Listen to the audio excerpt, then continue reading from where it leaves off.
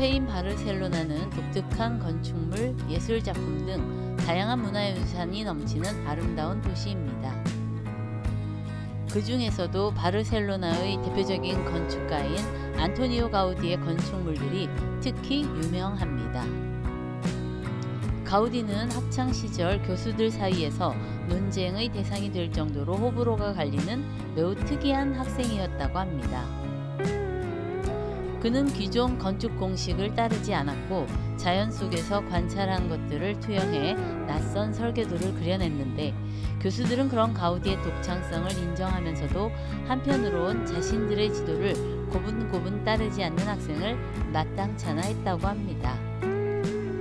우리가 지금 건축사 칭호를 천재에게 주는 것인지 아니면 미친놈에게 주는 것인지 모르겠다.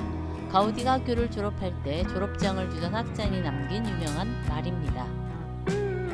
당시 이 문지아 학생이 훗날 세계적인 건축가가 되리라 예상한 사람은 아무도 없었는데, 천재라는 존재는 일반 사람들이 상식으로 가늠할 수 없는 존재인 것일까요? 이번 영상에서는 스페인을 대표하는 천재 건축가 가우디의 일생을 돌아보겠습니다.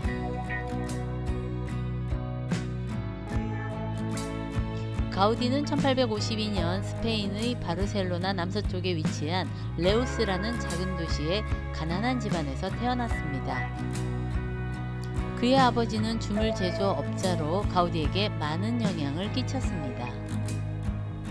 그는 어린 시절 류머티즘을 앓아 병약한 소년으로 자랐으나 건축에 대한 관심이 남달랐고, 가우디 건축의 성지라고 불리는 바르셀로나로 간 것은 17세 때로 건축 공부를 위해서였습니다. 형편이 좋지 않은 가우디는 생활비를 벌기 위해 학생 신분으로 건축사무소를 전전하며 조수로 일했고, 교수들의 지시를 잘 따르지 않고 학교 생활도 충실히 할 수 없었던 가우디는 최하위 성적으로 겨우 졸업을 했습니다. 가우디는 학교를 졸업한 이후 생계를 위해 철세공업과 같은 일을 시작했습니다.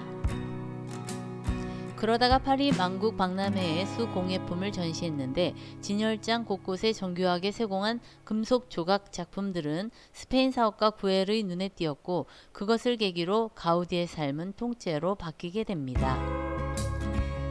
가우디의 재능을 알아본 구엘은 스페인으로 돌아간 후 곧바로 푸네기 건축가 가우디를 찾았고 그에게 일을 맡기기 시작했습니다. 처음에는 그도 가우디의 재능에 대해 확신을 가지지 못했고, 담장과 분수, 건물 입구 등 비교적 덜 중요한 곳에 건축을 맡겼는데, 가우디의 뛰어난 능력을 눈으로 확인한 뒤인 1886년부터는 자신이 살 저택을 지어달라고 부탁하기에 이르렀습니다. 사업가이면서 건축에 관심이 많았던 구엘은 자신의 재산을 가우디가 천재성을 발휘하는 데 투자했습니다. 그의 이름이 붙은 구엘 별장, 구엘 저택, 구엘 공원 등은 가우디의 재능이 10분 발휘된 탁월한 작품이었습니다. 두 사람은 처음에는 고객과 건축가로 만났지만 시간이 지나면서 예술을 사랑하고 서로를 존중하는 절친한 친구가 되었고, 두 사람의 우정은 40년간 이어졌습니다. 구엘 저택은 가우디의 첫 번째 대규모 작업이었는데, 건물 입구에서부터 지붕 위에 세워진 굴뚝에 이르기까지 유연한 곡선을 활용한 모습이 매우 인상적입니다. 3개의 층을 뚫어 만든 중앙 거실은 천장에서부터 빛이 내려와 주변을 환하게 밝혀 많은 사람들을 감동으로 몰아넣었습니다.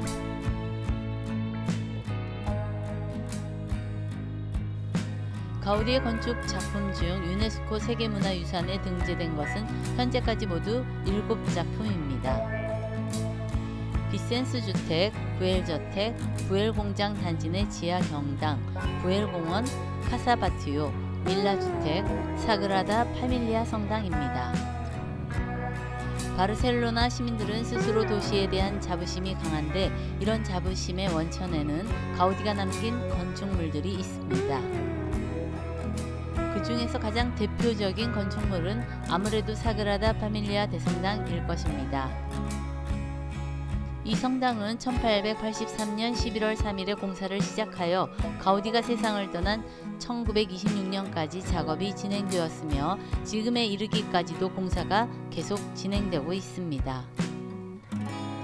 가우디는 신앙심이 깊은 사람으로 말년에는 건축을 제외한 세상의 모든 것을 멀리하고 수도자처럼 살았습니다.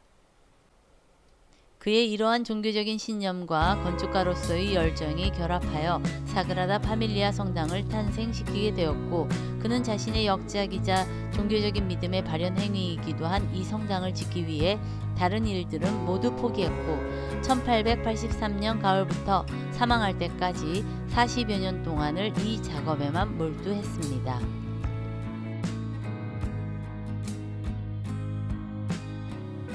1926년 6월 7일 가우디는 성당에서 미사를 마치고 집으로 가던 길에 지나가던 노면 전차에 부딪혀 치명상을 당했습니다. 남루한 옷차림의 가우디를 운전수는 지저분한 노숙인으로 생각하고 그를 길 옆에 팽개치고 가버렸고, 사람들이 병원으로 데려가려고 했지만 3번의 승차 거부 끝에 경찰의 도움으로 4번째로 잡은 택시로 겨우 병원에 갈 수 있었습니다. 그러나 병원도 2곳이나 진료 거부를 당해 결국 빈민들을 구제하기 위한 무상병원에 들어갔는데, 그 병원에서 방치된 채로 있다가 겨우 정신을 차린 가우디가 신분을 말하자 경악한 병원 관계자들은 그제야 가우디의 친척들과 친구들에게 급히 연락을 할 수 있었습니다. 가우디는 가난한 사람들 곁에 있다가 죽는 게 낫다라며 그대로 빈민병원에 남았고, 결국 1926년 6월 10일 74세의 나이로 세상을 떠났습니다.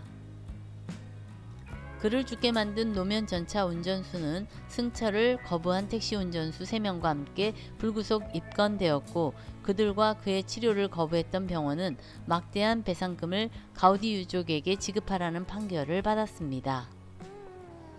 가우디의 장례식은 1926년 6월 13일 많은 군중들이 모인 가운데 사그라다 파밀리아 대성당에서 성대하게 거행되었고, 유해는 사그라다 파밀리아 대성당 지하묘지에 안장되었습니다.